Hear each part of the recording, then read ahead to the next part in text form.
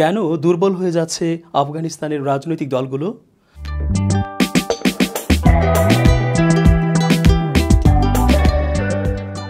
আসসালামু আলাইকুম, শুভেচ্ছা জানবেন প্রিয় বন্ধুগণ।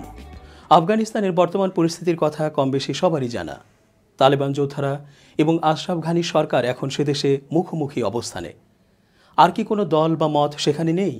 তারাই বা কতটুকু তাদের অবস্থান স্পষ্ট করতে পারছে? কি থাকছে তাদের ভূমিকা এখন? আসলে কোন পথে আফগানিস্তানের রাজনৈতিক ভবিষ্যৎ? আফগানিস্তান নামক এই দেশটির রক্তপ্লাবনের ইতিহাসে শুরু সেই 70-এর দশকে।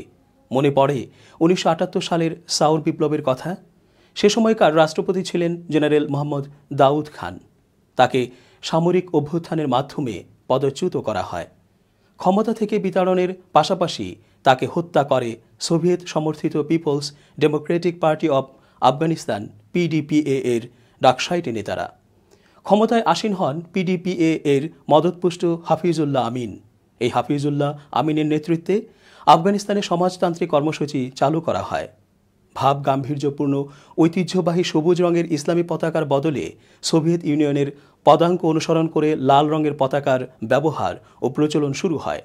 ফলে দেশের সাধারণ জনগণ তা মেনে নিতে পারেনি। তারা অসন্তুষ্টি প্রকাশ করে। জাতীয় পর্যায়ে ব্যাপকভাবে এর নেতিবাচক প্রভাব পরিলক্ষিত হয়। পরবর্তীতে 1979 সালে ক্ষমতা ছাড়তে বাধ্য হন হাফিজুল্লাহ আমিন। কাবুলের ক্ষমতার আসনে বসেন বাবরাক কারমাল। কিছুদিন যেতে না যেতেই তাদের দেশের ভেতরে দাঙ্গা হাঙ্গামা ও অভ্যন্তরীণ যুদ্ধ চরম পর্যায়ে পৌঁছে। এর মধ্যেই আফগানিস্তান দখলে নিয়ে নেয় তৎকালীন সোভিয়েত ইউনিয়ন। দীর্ঘ 9 বছর ধরে তারা দখল করে রাখে সে দেশ। অবশেষে 1989 সালে মিখাইল গর্বাচেভ আফগানিস্তান থেকে তাদের সৈন্যবাহিনী প্রত্যাহার করে নেন। তখন নজিবুল্লাহর নেতৃত্বে একটি সরকার গঠন করা হয়। সোভিয়েত ইউনিয়ন আফগানিস্তান থেকে সৈন্য প্রত্যাহার করে নিলে 1992 সালে মুজাহিদিনদের হাতে নড়বড়ে দুর্বল নজিবুল্লাহ সরকারের পতন ঘটে। কিন্তু তখনও মুজাহিদিনদের অভ্যন্তরীণ দলীয় বিভেদ ও কোন্দলের কারণে গৃহযুদ্ধ শেষ হয়নি। এই মুজাহিদিনরা বিভিন্ন উপদলে বিভক্ত ছিল।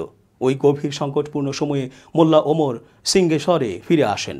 প্রায় অর্ধশত সংখ্যক মাদ্রাসা ছাত্র নিয়ে একটি সশস্ত্র সংগঠন গড়ে তোলেন। আর এই দলটি হল তালেবান বা ছাত্র নামে পরিচিত।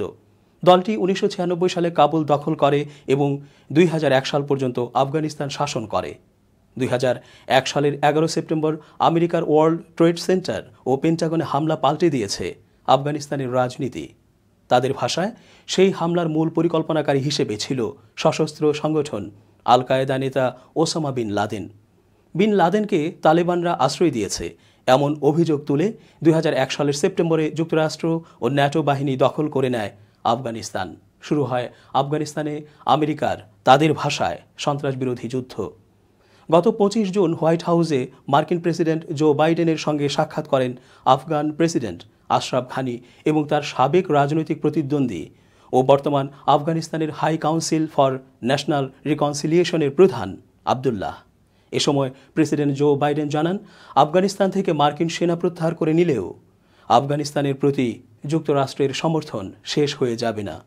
তবে ভবিষ্যতের সিদ্ধান্ত আফগানদের নিজেদেরই নিতে হবে। এখন প্রশ্ন হচ্ছে, সব মিলিয়ে দীর্ঘ 40 বছরের যুদ্ধ কবলিত ভঙ্গুর আফগানিস্তান কি পারবে তাদের নিজেদের ভাগ্যের সিদ্ধান্ত নিতে? আমেরিকা তার ইতিহাসের দীর্ঘতম যুদ্ধ শেষে আফগানিস্তান ছাড়ছে। ভিয়েতনাম থেকে ফেরার মতোই এটা। সেখান থেকে ফিরেছিল তারা 18 বছর 9 মাসে। তাদের 5 প্রেসিডেন্ট ধারাবাহিকভাবে ওই যুদ্ধে শরিক ছিলেন। আর আফগান যুদ্ধের 20 বছরে বুশ ও ওবামার 2 মেয়াদ ছাড়াও ট্রাম্প ও বাইডেনের আমল সাক্ষী হয়ে থাকল। 2 জায়গা থেকেই তিক্ত অভিজ্ঞতা নিয়ে ফিরল ওয়াশিংটন। ভিয়েতনামে 59,000 জনবল হারায় তারা। সেই তুলনায় আফগানিস্তানে ক্ষতি কম, 2,500-এর মতো। আর্থিক অপচয় আফগানিস্তানে বেশি, প্রায় $2 ট্রিলিয়ন। এসব হিসেব ছাড়িয়ে ভিয়েতনামের মতোই আফগানিস্তানেও আমেরিকা পাহাড় সমমানবিক বিপর্যয়ের ক্ষত রেখে যাচ্ছে। 20 বছরে প্রতিদিন গড়ে 30 থেকে 40 জন বেসামরিক মানুষ মারা গেছে সেখানে। ভিয়েতনাম ও আফগানিস্তান যুদ্ধের অনেক মিল থাকলেও অমিলটাই বড় হয়ে দেখা যাচ্ছে। ভিয়েতনামে যুদ্ধ শেষে ছিল স্থানীয় সমাজে তীব্র আশাবাদ, একটা নতুন সমাজ ব্যবস্থা গড়ার স্বপ্ন। কাবুলে এই মুহূর্তটি অনিশ্চয়তার কালো মেঘে ঢেকে আছে। বিদেশি সেনাদের বিদায়ে বিজয়ের উৎসব নেই সেখানে। দেশের সব দিকে ভ্রাতৃঘাতী হানাহানির শঙ্কা বাড়ছে প্রতিদিন। আফগান যুদ্ধের মধ্যে আমেরিকা ইরাকেও যুদ্ধে লিপ্ত ছিল। উভয় জায়গায় তাদের বড় ব্যর্থতা পছন্দমতো কোনো টেকসই সরকার গড়তে না পারা। এই মুহূর্তে ন্যাটোর সৈন্যরা যখন আফগানিস্তানের বিভিন্ন প্রদেশ থেকে চলে যাচ্ছেন, তখন চরম অনিশ্চয়তায় পড়বে তাদের এতদিনের স্থানীয় সহযোগীরা। খুব শিগগির এরা যে পুরনো প্রতিপক্ষদের খাদ্যে পরিণত হবে সেটা প্রায় নিশ্চিত। ইতোমধ্যে কাবুলে ক্ষণ গণনা শুরু হয়েছে কতদিন আমেরিকার পুতুল সরকার টিকবে। সর্বোচ্চ মেয়াদ ধরা হচ্ছে 6 মাস। ইতিমধ্যে প্রদেশগুলোর নিয়ন্ত্রণ অনেকখানি হারিয়েছে রাজধানী। আমেরিকার এই ব্যর্থতা আবারও প্রমাণ করছে বন্দুকের জোরে কোনো সমাজেই স্থানীয় রাজনৈতিক সংস্কৃতি পাল্টে দেয়া যায় না। সেই কাজ রাজনীতিবিদদেরই সেটা করতে হয়, এর সামরিক বিকল্প নেই। আফগান যুদ্ধে আমেরিকার বিরুদ্ধে স্থানীয় সামাজিক শক্তির জয় হয়েছে। এই শিক্ষা বিশ্বজুড়ে সামরিক আগ্রাসন কমালে সেটাই হবে আফগান যুদ্ধ শেষের ভালো প্রাপ্তি। চলতি বছরের 11 সেপ্টেম্বর মার্কিন সৈন্যদের আফগানিস্তান থেকে প্রত্যাহার করার সময়সীমা নির্ধারণ করা হলেও নির্ধারিত তারিখের আগেই আনুষ্ঠানিকভাবে সেনা প্রত্যাহার শুরু করেছে যুক্তরাষ্ট্র ও ন্যাটো জোট। বিশ্লেষকদের মতে নির্ধারিত সময়ের পূর্বে আমেরিকার সৈন্য প্রত্যাহার রাজনীতিতে 3টি বার্তা দেয়। 1, কোভিড মহামারীতে আমেরিকার ব্যর্থতা ও অর্থনৈতিক সংকট। কোভিড-19 বিশ্বের যেসব দেশে জাঁকিয়ে বসেছে তার মধ্যে একেবারে প্রথম সারিতে রয়েছে মার্কিন যুক্তরাষ্ট্র। মহামারী ঠেকাতে ট্রাম্প প্রশাসন এতটাই হিমশিম খেয়েছে যে অনেকেই এই ব্যর্থতাকে আমেরিকার গত নির্বাচনে ট্রাম্পের হারার অন্যতম কারণ হিসেবে দেখছে। এমনকি নিজের ব্যর্থতাকে আড়াল করার জন্য কোনো নির্দিষ্ট প্রমাণ ছাড়াই মার্কিন সর্বেসর্বা ট্রাম্প করোনা ভাইরাসকে চায়না ভাইরাস বলে বারবার উল্লেখ করেছেন। এছাড়াও করোনা ভাইরাসকে চীনের ল্যাবে তৈরি মানবসৃষ্ট জীবাণু অস্ত্র বলেও মন্তব্য করেন ট্রাম্প।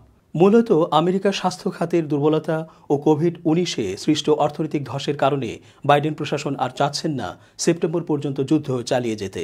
এজন্যই তড়িঘড়ি করে সৈন্য প্রত্যাহার করে নিচ্ছে বলে মনে করেন কিছু বিশ্লেষক। 2, সন্ত্রাস বিরোধী যুদ্ধ বিশ্বে গুরুত্ব হারিয়েছে। মার্কিন প্রেসিডেন্ট জর্জ ডব্লিউ বুশ যে তথাকথিত সন্ত্রাসের বিরুদ্ধে যুদ্ধ ঘোষণা করেছিলেন, সাম্প্রতিক সময়ে তা অনেকটাই গুরুত্ব হারিয়েছে বলে মনে করা হচ্ছে। সন্ত্রাসবাদের তকমা ছাড়াও বিশ্ব রাজনীতিতে এখন নতুন নতুন রোডম্যাপ তৈরি হয়েছে। বিশ্ব রাজনীতিতে চীনের নয়া বাণিজ্য যুদ্ধ যুক্ত হয়েছে। এছাড়াও বর্তমানে তাদের ভাষায় সন্ত্রাসের বিরুদ্ধে যুদ্ধের কৌশলেও বিভিন্ন পরিবর্তন লক্ষ্য করা যাচ্ছে। বিদেশের মাটিতে বিপুল সংখ্যক সৈন্য মোতায়েনের বিকল্প পথ খুঁজছে বিশ্বের মোড়ল রাষ্ট্রগুলো। মূলত পরাশক্তিগুলোর যুদ্ধক্ষেত্রে বুটস অন দ্য গ্রাউন্ড কমিয়ে এনে ডিজিটাল প্রযুক্তির দিকে ধাবিত হওয়াই এর মূল লক্ষ্য। 3, বিশ্ব রাজনীতিতে চীনের সম্ভাব্য প্রভাব ঠেকানো। একটা সময় ছিল যখন মার্কিন যুক্তরাষ্ট্র, সোভিয়েত ইউনিয়ন বিশ্বের সবচেয়ে গুরুত্বপূর্ণ সিদ্ধান্তগুলো নিত। কিন্তু সাম্প্রতিক সময়ে সেই আমল অতীত হয়ে গেছে। দ্বিতীয় বিশ্বযুদ্ধের পর সোভিয়েত রাশিয়ার ভাঙন ও সাম্প্রতিক কোভিড-19 মার্কিন সাম্রাজ্যের অচলাবস্থা বিশ্ব রাজনীতিতে চীনকে বৈশ্বিক পরাশক্তির কাতারে নিয়ে এসেছে। এরই মধ্যে অর্থনৈতিক শক্তিতে যুক্তরাষ্ট্রের একচ্ছত্র আধিপত্যকে চ্যালেঞ্জ জানিয়ে শ্রেষ্ঠত্বের স্বীকৃতি আদায় করে নিয়েছে চীন। চীনের সামনে এখন কেবল সামরিক শক্তিতে বলিয়ান হওয়ার পালা। অন্যদিকে কোভিড-19 মহামারীতে বিশ্বের পরাশক্তিগুলো যখন নাকানি চুবানি খাচ্ছিল, চীন তখন নিজের দেশে দ্রুততম সময়ের মধ্যে করোনা ভাইরাস মোকাবেলা করে বিশ্ববাজারে রমরমা ব্যবসা শুরু করে দেয়। আর এই বৈশ্বিক বাজারের অর্থনীতিতে ঢুকে পড়া চীনকে ঠেকানোর দিকেই সবচেয়ে বেশি গুরুত্ব দিচ্ছে বাইডেন প্রশাসন। তালেবান নিয়মিত বলে যাচ্ছে যুক্তরাষ্ট্রের ঘোষণা অনুযায়ী সেপ্টেম্বরের পর তারা কোনো বিদেশি সৈন্যকে দেশে সহ্য করবে না। এর অর্থ ন্যাটোর সমর্থন নিয়ে টিকে থাকা কাবুল সরকারকে এবার দাঁড়িয়ে থাকতে হবে আপন শক্তিতে, যা অসম্ভব। এই সরকারের অনেক সেনা তালেবানের বিরুদ্ধে যুদ্ধ করতে চাইছেন না। অনেকে নিজেদের অবস্থান ছেড়ে তালেবানের সঙ্গে যুক্ত হচ্ছেন। এই সূত্রে তালেবান অনেক উন্নত অস্ত্র এবং ন্যাটোর রেখে যাওয়া যানবাহন পাচ্ছে নির্বিঘ্নে। উত্তরাঞ্চল থেকে প্রায় 1100 সরকারি সৈন্য অবস্থান ছেড়ে আশ্রয় নিয়েছে তাজিকিস্তানে। সরকারি সৈন্যদের মনোবল কত দুর্বল এই ঘটনা তার বড় সাক্ষী। এই সীমান্তের বাদাখশান প্রদেশের অধিকাংশ জেলা এখন তালেবানের নিয়ন্ত্রণে। আমেরিকার সৈন্যরা যত দেশে ফিরছেন, আফগানিস্তান জুড়ে তালেবানের ছায়া প্রশাসন তত দৃশ্যমান হচ্ছে। দেশের যেসব এলাকা এতদিন দখল করতে পারেনি তারা, সেসবও দ্রুত নিয়ন্ত্রণে আসছে। সব মিলে দেশটির 421 জেলার প্রায় অর্ধেকের বেশি সুবিধাজনক অবস্থায় আছে তালেবান। এর মধ্যে উত্তরাঞ্চলে তালেবানের অগ্রযাত্রা রাজনৈতিক ভাষ্যকারদের বিস্মিত করেছে। এসব অঞ্চলে তাজিক ও উজবেকদের আধিপত্য বেশি।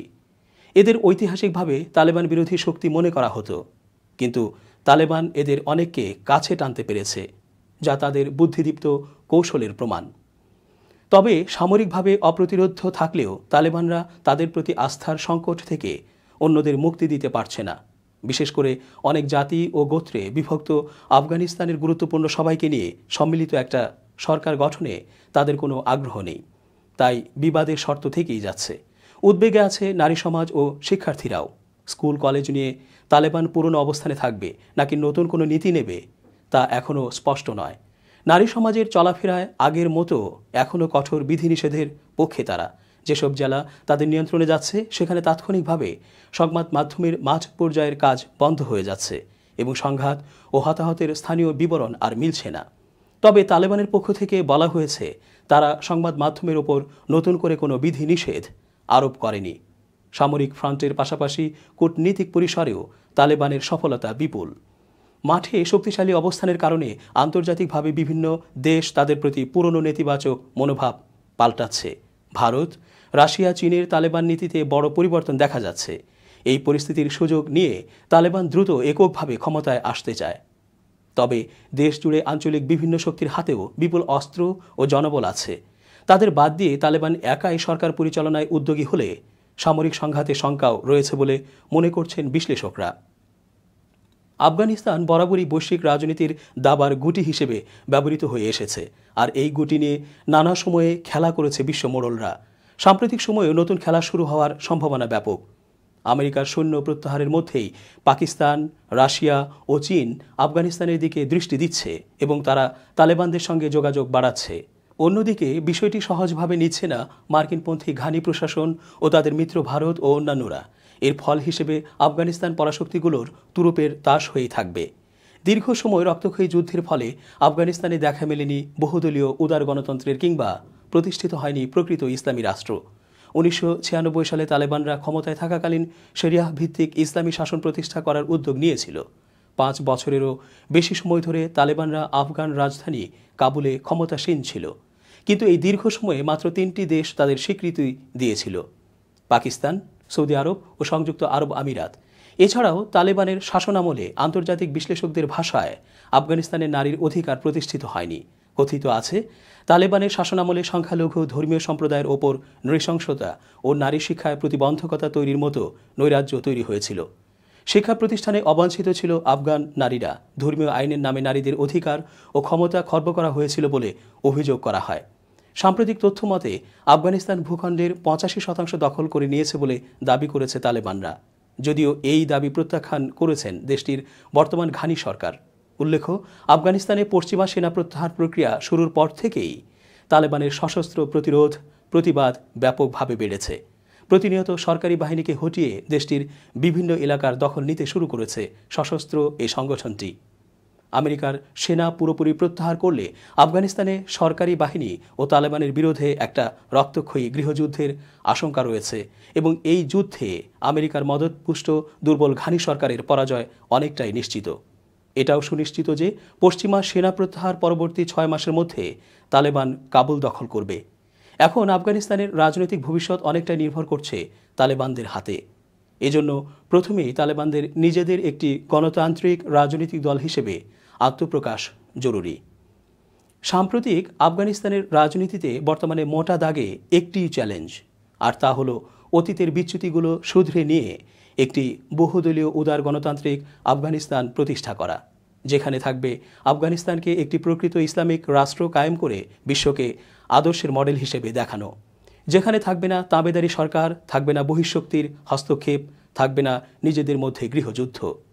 বন্ধুগণ, বিদায় নিচ্ছি আজকের মতো। শুভকামনা রইল। আল্লাহ সহায় হন।